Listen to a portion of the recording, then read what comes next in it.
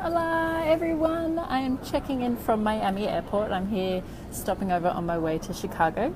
I just left Mexico this morning, left 6 weeks of amazingness with some amazing people while we all have been piloting a contribution-based society where we all get to live in flow with our unique health profiles from PH360, and it has been amazing. So we're week 4 now, finally the final week of our 30-day challenge of Project Me.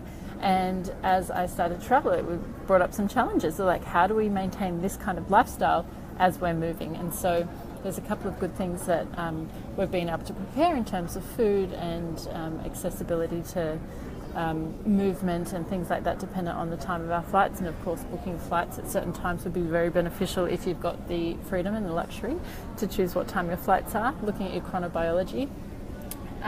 But what I thought I might do is show you some of my favorite things in my bag, because I have been traveling extensively for 12 years. I was a flight attendant as well for 7, and I've traveled to nearly 50 countries. So I've been very blessed to see the world and spend a lot of time on aircrafts, probably more than most humans.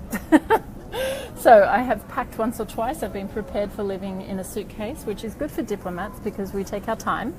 We can be slow to we need to ruminate and digest on everything. So life has given me plenty of opportunities to get used to living out of a suitcase before this nomadic opportunity came up, and life has been blessing me with incredible opportunities. So let me show you my favorite things in my bag. Number 1 is my water bottle. I bought this in Hawaii. It's called Hydra Flask, and it's actually insulated. So I don't know, I only work on the metric system. Oh, it's got both 40 ounces and 1.18 litres. So water is super important when we're traveling. We all know that. It's insulated, which means it gets to keep cool, and that's very good for my body because my body temperature can rise very quickly, and I have the hottest body of all of the, well, I have the highest body temperature of all the health types on the wheel. So I love having that with me. This is actually my favorite lid for it. It comes with a straw and it's got a little spout on it.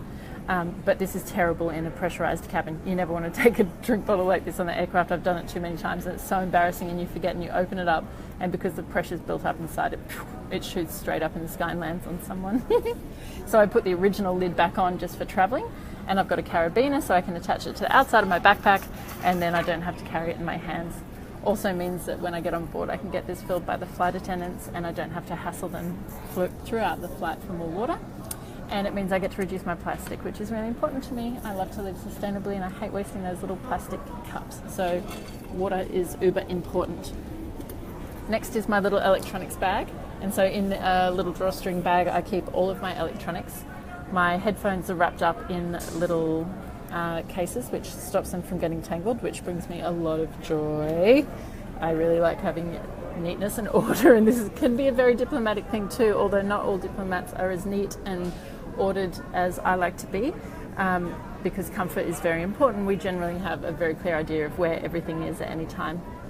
So I paint my iPhone cables, my USB cables, with nail polish, so I know which ones are mine, because in our household we had like maybe 13 different MacBooks and maybe 13 different iPhones, so at least I know these are always mine. I always travel with a spare one as well, just in case, and my laptop charger in there. That's all wrapped up so it's easy to access.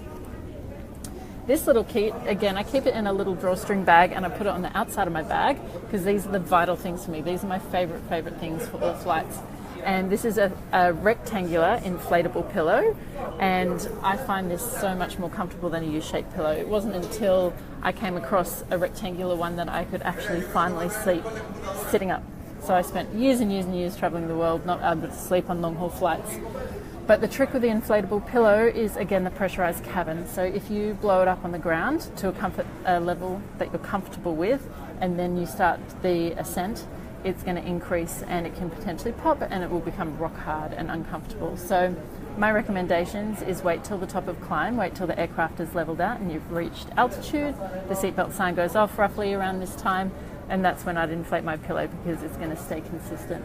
I love it about half full or 2/3 full maybe, but I like it nice and soft and squishy, so I can just pull those little ears in beside me on the seat. They rise up too for the tall diplomats like me. Pull them in, put a little pillow, and I can just rest my head to the side so my neck stays comfortable but I'm fully supported. So that goes into my little pouch along with an eye mask, which I actually can't sleep without an eye mask at all. I have seen an optometrist who says I have exceptionally large optic nerves.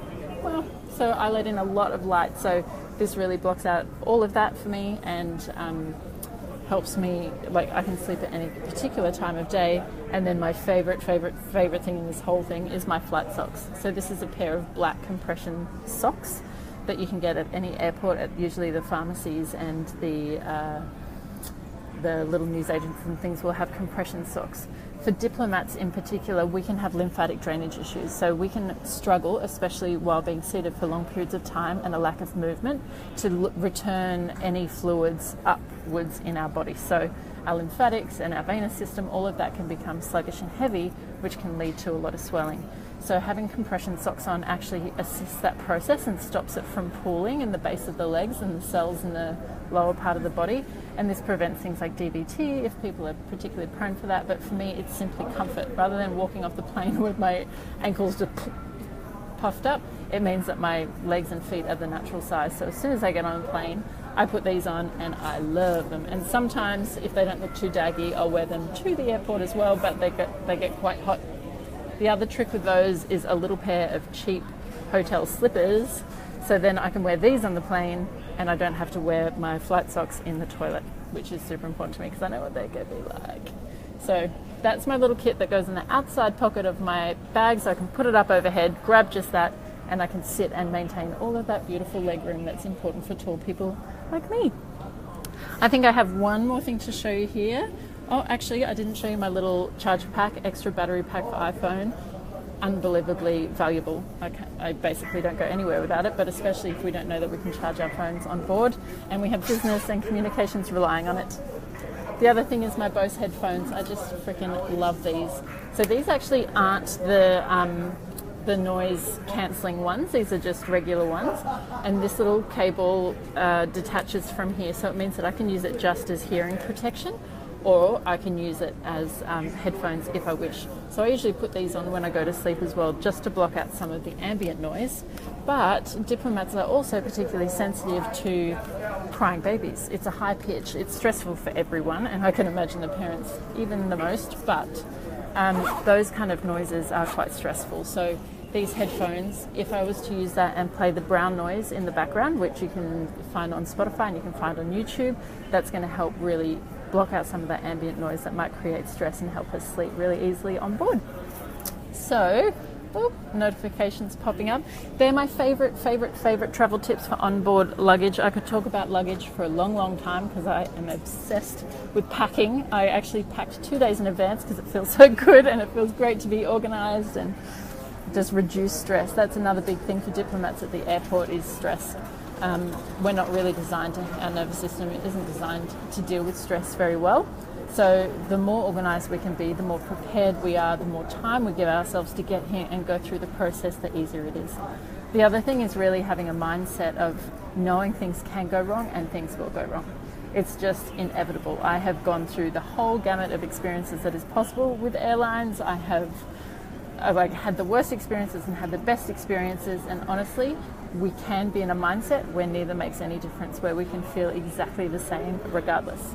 So if you come and you know that you're going to encounter a problem and you just breathe your way through it and you are open to finding solutions, and also coming from an aviation background, the kinder we are to the customer service people that we're dealing with, the more likely we are to get a solution that works for us. So I see a lot of people come in high stress situations, become very triggered and become verbally abusive or taking it out on someone whose fault it isn't. And I can tell you from the other end of that, that is not someone that people are really invested in finding quality solutions for. They will find a solution for them because they have to, but the nicer and kinder we are in general, the better it is for everyone. So they are my packing tips. I'm going to check in again shortly about the final couple of days of Project Me and what it's like integrating back home. If you've got any questions, anything you want to share, comment down below. Otherwise, I will see you all soon.